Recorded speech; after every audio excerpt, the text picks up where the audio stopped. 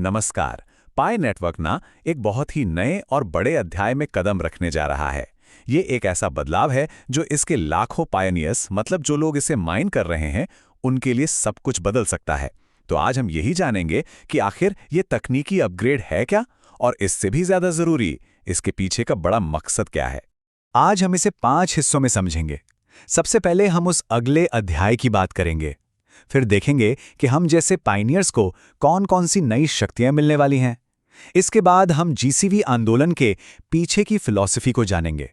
ये हमारी सोच को कैसे बदलेगा और आखिर में ये आने वाले वक्त की अर्थव्यवस्था के लिए क्या मायने रखता है। तो चलिए पहले हिस्से से शुरू करते हैं।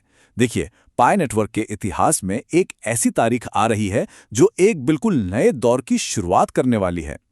इस तारीख को ना कहीं नोट कर लीजिए, 18 मई 2026। इसी दिन प्रोटोकॉल V23.0 का अपग्रेड आएगा। अब ये अपग्रेड क्या करेगा? ये स्मार्ट कॉन्ट्रैक्ट्स, सिक्योरिटी और स्केलेबिलिटी की पूरी क्षमता को अनलॉक कर देगा। आसान शब्दों में कहें तो पाई का जो इकोसिस्टम है वो अपनी पूरी ताकत से काम करना शुरू कर देगा। ठीक है, ये तो हुई टेक्नोलॉजी की बात, लेकिन एक आम पायनियर के लिए हमारे लिए इसका क्या मतलब है?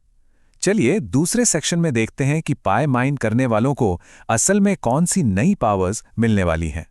तो सबसे पहली चीज आती है पाईडेक्स। इसका मतलब है डिसेंट्रलाइज्ड एक्सचेंज।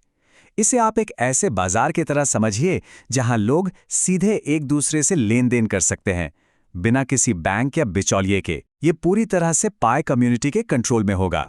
तो इस पर कर क्या पाएंगे? पहली बात, अपने पाई को इकोसिस्टम के किसी दूसरे टोकन से तुरंत बदल सकते हैं। दूसरा, आप सिस्टम में अपने कॉइन्स देकर मतलब लिक्विडिटी देकर फीस के तौर पर पैसिव इनकम कमा सकते हैं।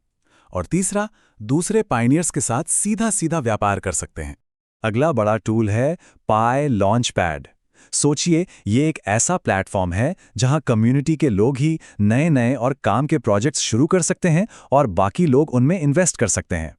ये पाई इकोसिस्टम में नए आइडियाज और इनोवेशन को बढ़ावा देने का एक जबरदस्त तरीका है। लेकिन रुकिए, बात यहीं खत्म नहीं होती। पाई का इस्तेमाल आप गेम्स, ई-कॉमर्स और NFTs जैसे डैप्स में पेमेंट के लिए कर पाएंगे। उन दुकानदारों से सामान खरीद पाएंगे जो पाई लेते हैं, और हाँ, डिसेंट्रलाइज्ड फाइनेंस यानी DeFi में भी हिस्सा ले पाएंगे। ये सब तो ठीक है, ये सब तो तकनीकी चीजें हैं, पर सवाल ये उठता है कि इस पूरी टेक्नोलॉजी के पीछे का गहरा मकसद क्या है। ये सिर्फ एक और क्रिप्टो कॉइन बनाने के बारे में तो बिल्कुल नहीं है। इसके पीछे एक बहुत बड़ी फिलॉसफी है, और यहीं पे एंट्री होती है जीसीवी आंदोलन की।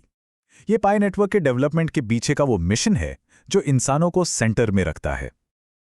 चलिए अब इसको समझते हैं। इस आंदोलन का जो मूल मंत्र है वो है मानव सुखी भव। इसका मतलब है पूरी मानवता सुखी और समृद्ध हो। और यह सिर्फ एक नारा नहीं है, ये इस पूरे प्रयास का दार्शनिक आधार है। जीसीवी का फुल फॉर्म है ग्लोबल कंसेंसस वैल्यू। देखिए, यह समझना बहुत जरूरी है कि यह कोई ऑफिशियल पाई प्रोजेक्ट नहीं है, बल्कि यह तो कम्युनिटी के द्वारा चलाया जा रहा एक जमीनी आंदोलन है।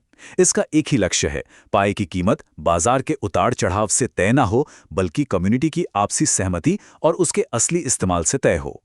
जीसीवी कम्युनिटी एक सिंबॉलिक वैल्यू $314,159 का समर्थन करती है। ये वैल्यू मैथ्स के कांस्टेंट पाई से प्रेरित है।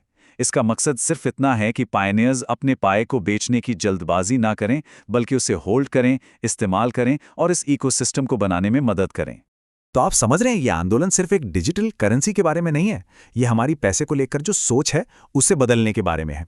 चलिए देखते हैं कि ये कैसे होगा। ये तुलना देखिए, सब कुछ साफ हो जाता है। हमारी जो पारंपरिक अर्थव्यवस्था है वो कमी, कंपटीशन और शॉर्ट टर्म फायदे पर चलती है। वहीं जीसीबी आंदोलन इसे बदलकर प्रचुरता, सहयोग और एक लंबी सोच लाना चाहता है। अच्छा, इसका हमारी रोज की जिंदगी पर क्या असर पड़ेगा?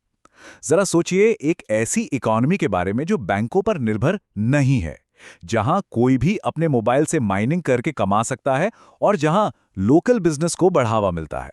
तो सबसे जरूरी बात यह है, हम कमाने के लिए खर्च करो वाले मॉडल से आगे बढ़कर साझा करने के लिए बनाओ वाले एक नए मॉडल की तरफ जा रहे हैं।